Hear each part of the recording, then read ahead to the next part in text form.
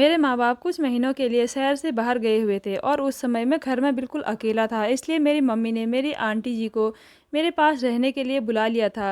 उस वक्त मेरी उम्र 16 साल हो चुकी थी। एक रोज़ की बात है, मैं बाथरूम में नहा रहा था, तभी अचानक मौसी ने दरवाज़ा खोल दिया। मुझे नहाता हुआ देखकर मौसी ने मजाक में मुझे पकड़ लिया। मैंने कहा, प्लीज़ मौसी छोड़ दीजिए, अगर गलती से भी मेरा मूड हो गया तो आपकी हालत ख़राब हो जाएगी। लेकिन मौसी नहीं मानी।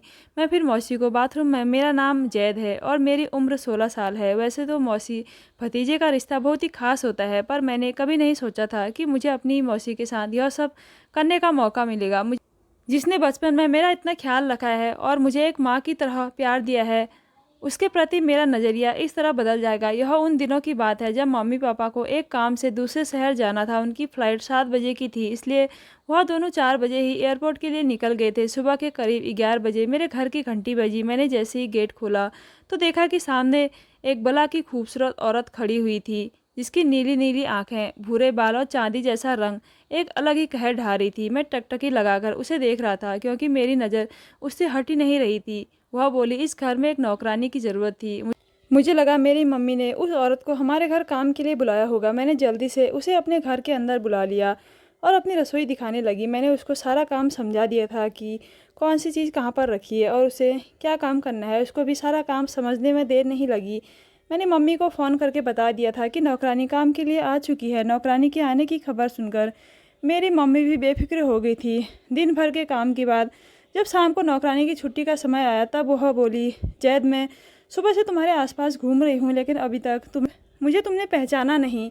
मैंने हैरान होकर पूछा, क्या मैं तुम्हें जानता हूँ?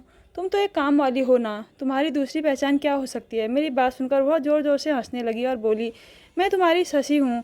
तुम कितने भोले हो, आज तक तुम मुझे पहचान ही नहीं पाई। अब मुझे समझ आ गया था, मेरी मम्मी ने मेरी देखभाल के लिए किसी नौकरानी को नहीं बल्कि मेरी मौसी को भेजा था। मौसी ने बचपन से ही मेरा बहुत ख्याल रखा था और मैं प्यार से उनको मौसी कहकर बुलाता था। मम्मी पापा अक्सर अपने काम में बिजी रहते थे, इसलिए उन्होंने शशि को मेरे लिए एक आया के तौर पर रखा था। पर मुझे उनसे इतना लगाव हो गया था कि मैं उन्हें मौसी कहकर बुलाने लगा था। जब बच्चा बड़ा हो जाता है तो उसे बचपन की कई सारी बातें याद नहीं रहती है, और मेरे साथ भी यही हुआ था। जैसे ही मौसी ने मेरा हाथ अपने हाथ में लिया, मुझे उनके स्पर्श से मम्मी का एहसास हुआ था। मैंने उनसे कहा, शशि मौसी, आज मैंने इतने साल बाद आपको देखा है, इसलिए मैं बहुत खुश हूँ। जब उन्होंने देखा कि मैंने उन्हें पहचान लिया है तो उनके चेहरे पर भी मुस्कान आ गई थी। शाम के 7 बज रहे थे, तब मैंने मौसी से कहा कि घर का सारा काम हो गया है, अब आप जा सकती हैं। आप समय से काम पर आ जाना। इस पर मौसी बोली, मेरे पास रहने के लिए कोई मकान नहीं है। अगर आप मेरी सैलरी में से मुझे ज़रा कम भी दो तो चलेगा, लेकिन अगर एक कमरे का इंतज़ाम हो जाता तो मेरी बहुत मदद हो जाती। मैंने मम्मी को फ़ोन करके सारी बात बता दी। तब मम्मी ने कहा कि हमारे घर में कई सारे कमरे खाली पड़े हैं, तुम उसमें से एक कमरा शशि को दे दो। अगर वह घर में रहेगी तो मेरी फिक्र भी दूर हो जाएगी और तुम्हारी भी मदद हो जाएगी। मम्मी जान की बात मानकर मैंने शशि को एक कमरा दे दिया। वह अपने साथ एक भी कपड़ा नहीं लाई थी, इसलिए मैंने मम्मी के कुछ पुराने कपड़े भी उन्हें दे दिए थे और मम्मी के कमरे में ही चेंज करने के लिए बोल दिया था। मैं तो बाहर आ गया था और लगभग 20 मिनट बाद मैं फिर से मम्मी के कमरे में दाखिल हुआ, क्योंकि मुझे वहाँ से अपना चार्जर लेना था। पर मैं यह बात बिल्कुल भूल गया था कि वहाँ पर शशि अपने कपड़े चेंज कर रही थी। मैंने कमरे में घुसते ही तुरंत अपनी आंखें बंद कर ली, लेकिन मुझे वहाँ देखकर मौसी को कोई शर्म नहीं आई। वह मुझसे बोली, आओ जैद बेटा, यहाँ आकर बैठो और मुझे बताओ कि तुम्हारी मम्मी के यह वाले कपड़े मुझ पर कैसे लग रहे हैं। उनकी उम्र लगभग 40 साल होगी, लेकिन उनका शरीर अभी भी किसी 20 साल की लड़की की तरह ही था। कुछ देर में वह मेरी मम्मी का एक पिंक कलर का सूट पहनकर बाहर आई। उस सूट में शशि मौसी बेहद खूबसूरत लग रही थी। ऐसे ही कुछ दिन बीत गए और उन्हें काम पर आए हुए 20 दिन हो चुके थे। एक दिन उन्होंने कहा, जैद बेटा, आज मैं तुम्हें नहलाऊंगी, जैसे मैं तुम्हें बचपन में नहलाया करती थी। मेरे बार बार मना करने के बावजूद भी वह जिद पकड़ कर बैठ गई। मैंने कहा, नहीं मौसी, फिर कभी देखते हैं, अभी आप बस खाने पीने पर ध्यान दो, क्योंकि मुझे बहुत भूख लग रही है। इतना कहकर मैंने अपना तौलिया उठाया और बाथरूम में नहाने के लिए चला गया। अब मैं नहाकर बाहर आया तो मैंने देखा कि शशि मौसी मेरे कमरे में उदास होकर बैठी है। वह बोली, तुमने आज मेरे हाथों से नहीं नहाया, लेकिन कोई बात नहीं, अब मैं तुम्हारे गीले बालों को पोंछना चाहती हूँ। मैं उनके सामने अपना सर झुकाए खड़ा हो गया और अपना तौलिया उनको पकड़ा दिया। मैं वहीं बैठ गया और वह मेरे बालों को धीरे धीरे सहलाने लगी। कुछ ही दिनों में शशि मौसी हमारे घर में ऐसे रहने लग गई थी जैसे वह उनका ही खुद का घर हो। एक शाम मैं अपने दोस्तों के साथ बाहर घूमने जा रहा था, तब मौसी ने मुझसे पूछा, तुम इतनी रात को कहाँ जा रहे हो? मैंने उनसे कहा, कुछ नहीं मौसी, बस एक पार्टी में जा रहा हूँ, आधी रात तक वापस आ जाऊँगा। इस पर वह बोली, तुम मुझे इस घर का सदस्य नहीं मानते हो, तभी मुझे अकेले छोड़कर बाहर जा रहे हो। कभी कभी बेचारी अपनी मौसी को भी बाहर घुमा लिया करो। मैंने उनसे कहा, मैं आपको बाहर ले जाने के लिए तैयार हूँ, एक शर्त पर। शर्त यह है कि आप इस तरह बाहर नहीं जा सकती। अगर आपको मेरे साथ चलना है तो आपको किसी लड़की की तरह तैयार होना होगा। फिर मैंने उन्हें अपनी मम्मी के कमरे से एक अच्छी सी साड़ी निकाल कर दे दी और उन्हें तैयार होने के लिए बोल दिया। जब वह तैयार होकर मम्मी के कमरे से बाहर आई तो उन्हें देखकर मेरी आंखों में चमक आ गई थी, क्योंकि मौसी किसी हसीन परी की तरह लग रही थी। उन्हें देखकर लग ही नहीं रहा था कि वह एक अधेड़ उम्र की औरत है। उनकी खूबसूरती ही मुझे उनकी तरफ खींच रही थी। उन्होंने एक मॉडल की तरह साड़ी पहन रखी थी और बहुत ही सुंदर मेकअप भी किया था। आज मैंने एक ऐसी औरत देखी जो एक साधारण साड़ी में भी उनका शरीर बेहद खूबसूरत, नाजुक और लचीला लग रहा था। मौसी ने जैसे ही अपना पहला कदम मेरी तरफ बढ़ाया, उनकी ही साड़ी में उनका पाँव फंस गया और अचानक से वह मेरे ऊपर आके गिर गई। अब उनके जिस्म की महक मेरे दिल और दिमाग पर चढ़ चुकी थी। मैंने पहली बार उनको मौसी की नज़र से नहीं बल्कि किसी और नज़र से देखा था। मैं उनके लिए एक अलग फीलिंग महसूस करने लगा था और शायद वह भी यह समझ गई थी, इसलिए वह मेरे ऊपर से उठी नहीं बल्कि उन्होंने मुझे और कस के दबोच लिया। मेरी हालत तो बिगड़ने लगी थी और मेरा खुद पर काबू करना मुश्किल हो रहा था। मैंने अचानक मौसी को अपने ऊपर से हटा दिया। मैंने उनसे कहा, आज आप बेहद खूबसूरत लग रही हैं और आज आपने जो मेकअप किया है ना, उससे आप किसी मॉडल की तरह लग रही हैं, लेकिन कृपा करके आप अपनी हील उतार दीजिए। मेरी बात सुनकर वह हंसने लगी। कुछ देर बाद हम दोनों अपनी कार में बैठकर पार्टी के लिए निकल गए। कार में भी मेरी नज़र मौसी पर ही थी।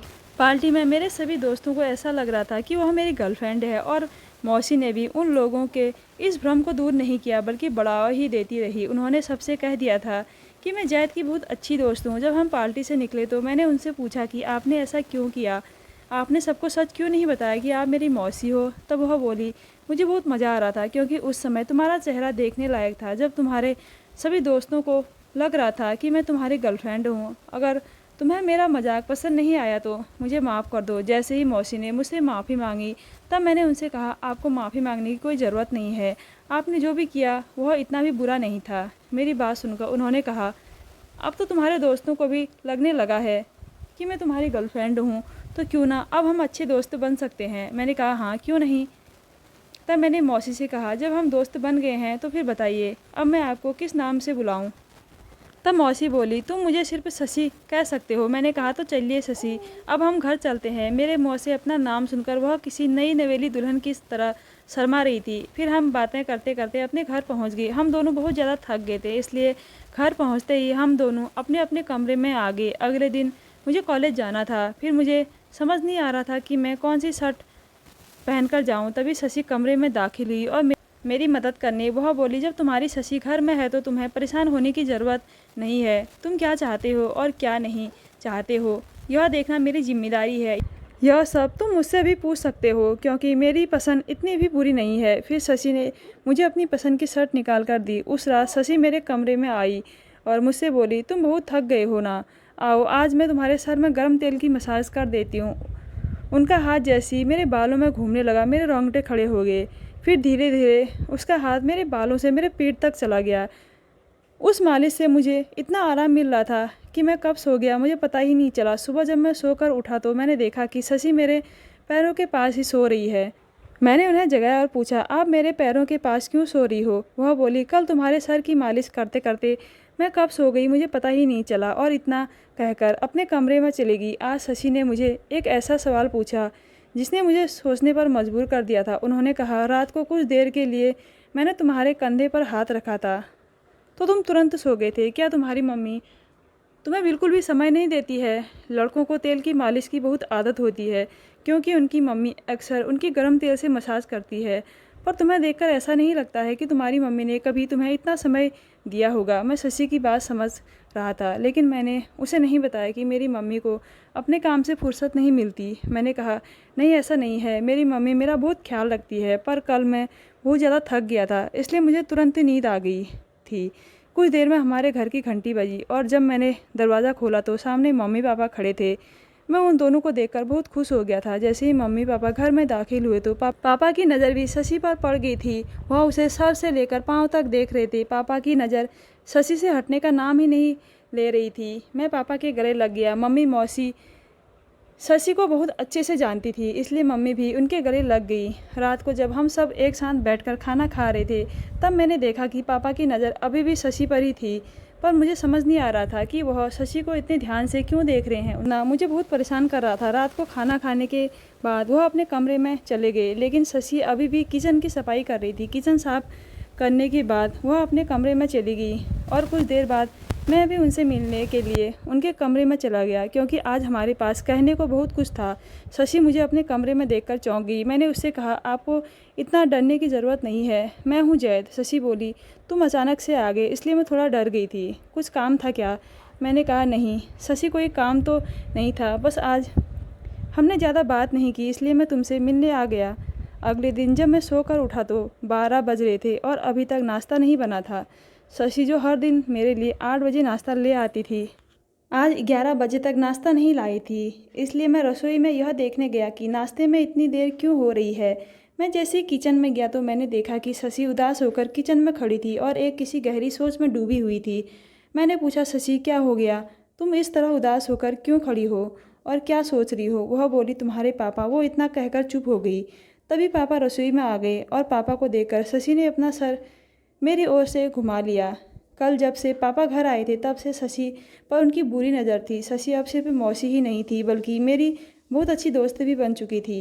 मैं उसके साथ इस तरह का गलत व्यवहार होते हुए नहीं देख सकता था। मैं जानना चाहता था कि मेरे पापा ने उसके साथ ऐसा क्या कर दिया जिसके बाद वह इतना ज़्यादा डर गई है।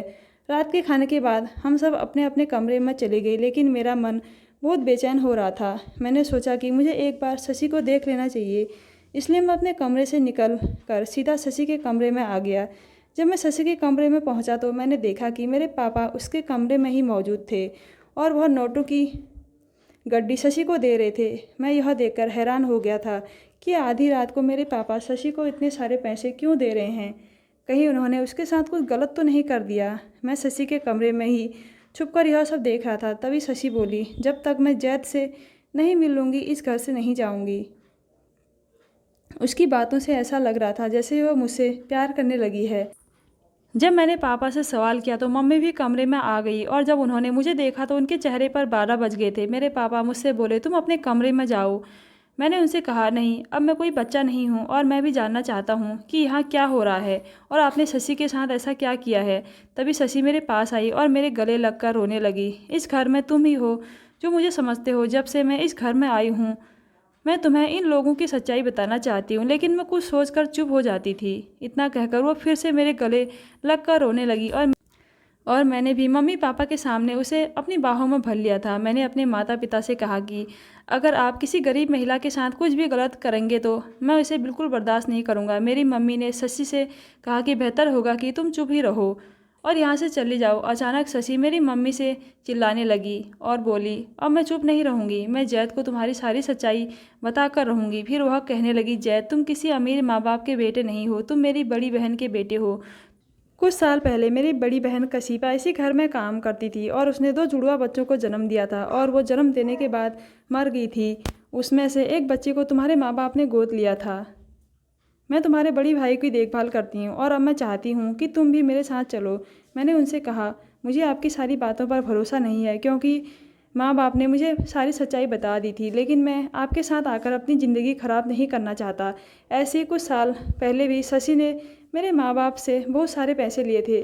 शशि ने मेरे बड़े भाई की ठीक से देखभाल तक नहीं की थी और अच्छे संस्कार नहीं दिए थे, जिस वजह से आज मेरा बड़ा भाई भी गलत संगत में पड़ गया है। शशि भी इधर उधर से चोरी करके अपना मनोरंजन करती थी और अब भी वह मेरे माँ बाप से पैसे हड़पने के लिए आई थी। उसने मेरे माँ बाप से 1 लाख की रकम की मांग की थी, लेकिन इस बार मेरे माँ बाप ने उसे सख्त मना कर दिया था। इसलिए वह उन्हें धमकियाँ दे रही थी कि मैं जैद को सब कुछ बता दूंगी। उसने मेरा भरोसा जीतने की भी अच्छी कोशिश की थी और वह मुझे अपने प्यार के जाल में फंसाना चाहती थी, लेकिन जैसी उसकी सारी सच्चाई मेरे सामने आई मेरे मन से उसके लिए सारा प्यार ख़त्म हो गया।